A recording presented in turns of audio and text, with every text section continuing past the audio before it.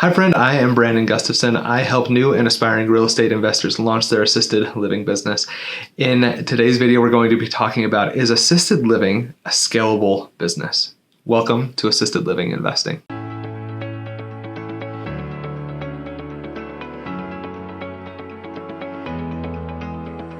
Hey friend, welcome back to the channel.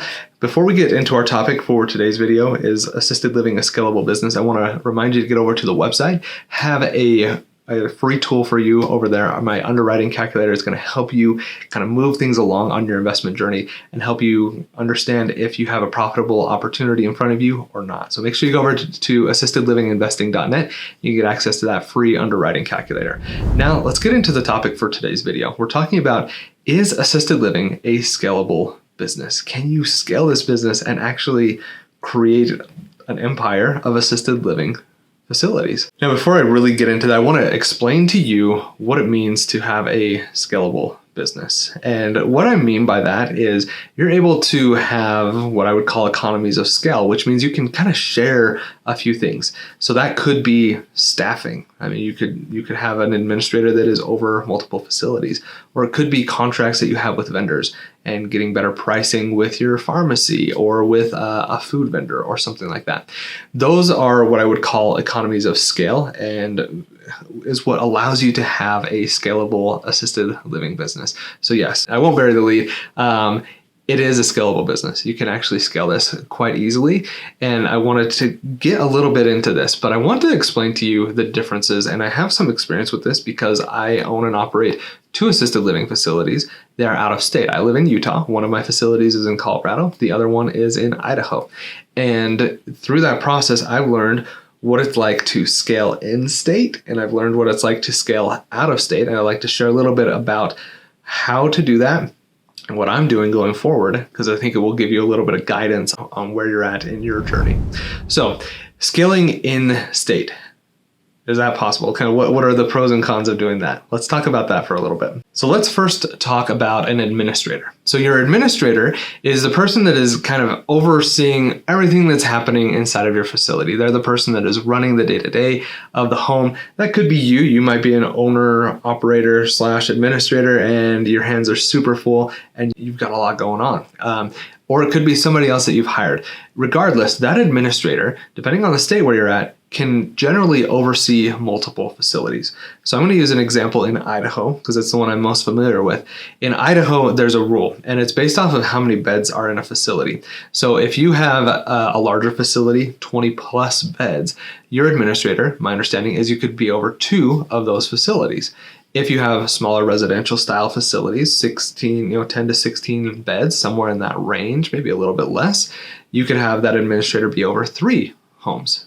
They can work around those different schedules and working with those different people and those different homes. Often when you do that, you're going to have some kind of an assistant administrator that actually does a lot of the day-to-day stuff in there. And the license of that administrator is going to sit over the top of those facilities and make sure that everything is in compliance and all the paperwork is done and things are going on. The assistant administrator is the one that's setting the schedules for the staff and covering for staff when they're not there, and making sure that things are implemented and actually carried out. So that's how you can get that scale with an administrator.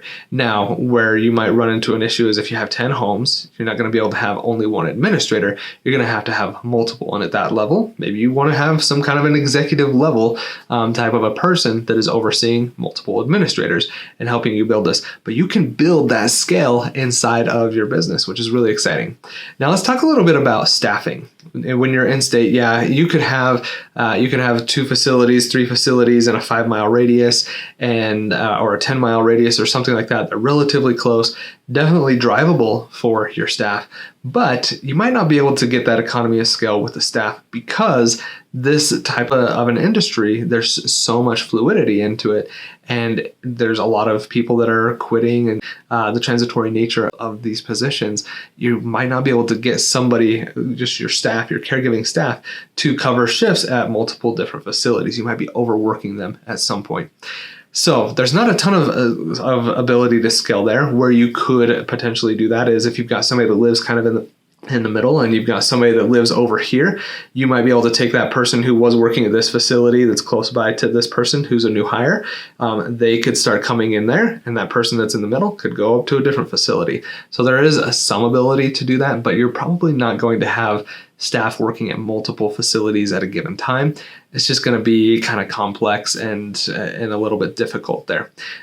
It also could run into some issues with your payroll as well as you do that. If you want some help with payroll, by the way, I'm going to put a link down below for Gusto. It's who we use for payroll. It'll give you I think it's $100 Visa gift card if you go ahead and work with them. And I love working with Gusto. They're great to work with and give you a little bit of a kickback there if you are in a spot where you are needing that payroll. So make sure you check Gusto out. Again, we'll put that link down below. So in state, there is actually some good opportunities to create some scalability there. There's, especially with the staffing, you're able to kind of build that in a little bit. You could probably do this also with food. If you just go and buy all of your food from a Sam's or a Costco or something like that, and you buy it in big bulk things, or you could even get with a commercial food vendor that might give you some better pricing. Because if you have the volume with enough facilities, you could actually create something good from that standpoint to create some scalability. In state, in a kind of a very specific region, I think you're going to be able to find some good economies of scale. It has the potential to save you quite a bit of money, actually, which is really good. From an administrator standpoint, for example, if you're paying somebody $60,000 to be over one facility, and now you've got two, and you bump their pay up to $80,000, $90,000, you're still averaging $45,000, which is less than the $60,000. So it's something that you should kind of be aware of, because you could save yourself a significant amount of money if you're able to implement some of this scaling inside of your business. Now, let's talk a little bit about out-of-state scalability. And this is where, for me, I can give you a little bit of an example, but I can also tell you not a lot of opportunities to have scalability when you are working out of state. Where you can do this is working with vendors. So for example, we use the same pharmacy vendor at both of our facilities. They're out of state. They give us a little bit of a price break there, but it's such a small amount that it doesn't create much of a difference for us. You might be able to find a commercial food vendor that could do it, but again, they're out of state and they're probably working with different account managers as you go into that.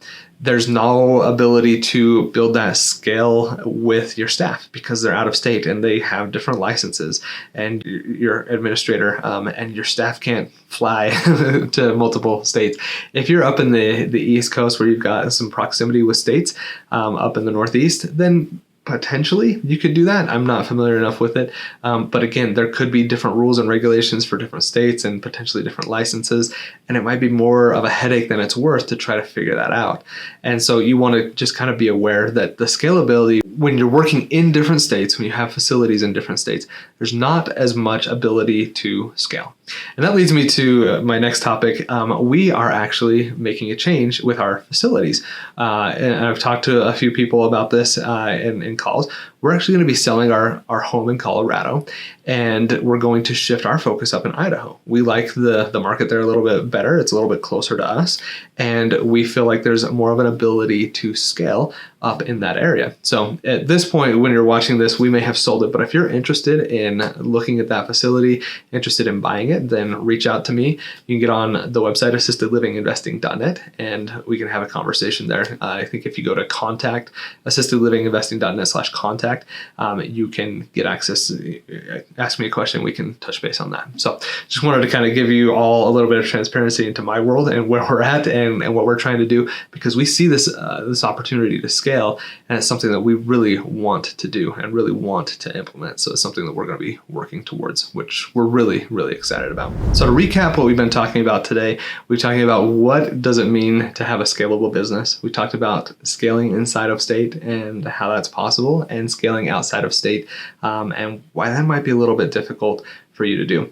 If you found this information to be helpful, make sure you like the video, subscribe, and ring the bell as well so you get notified every time we put out this content. We put out content twice a week, and I love being out there and helping you on your journey. Make sure you get over to the website also, assistedlivinginvesting.net. We'll have links down below, but you can get the business planning guide, which is going to help you build a business plan and underwrite your facility and make sure you have a profitable opportunity in front of you so you feel confident in your ability to move forward. And the accelerator course as well, which is a step-by-step guide that is a 12-week path to owning your assisted living business and help you get to the point where you can do this on your own. I love coaching people. I love helping people out. If you feel like you need a little bit of extra assistance in addition to that accelerator course, make sure you get over to assistedlivinginvesting.net/strategy. We can set up a call and I can explain to you what that course looks like with the coaching attached to it and how it could help you out in building out your goals and your dreams to help you launch your assisted living business. Does residential assisted living sound interesting to you, but you don't know how to get started? At Assisted Living Investing, we're here to help you through the process, start to finish, to launch your assisted living business. I want to thank you for watching and remind you that it doesn't take a lot, just a little bit. Just keep going, keep making progress step by step by step. I promise you that if you do that and you stay consistent, keep making progress, you're going to be successful. I want to thank you for watching and have a great day.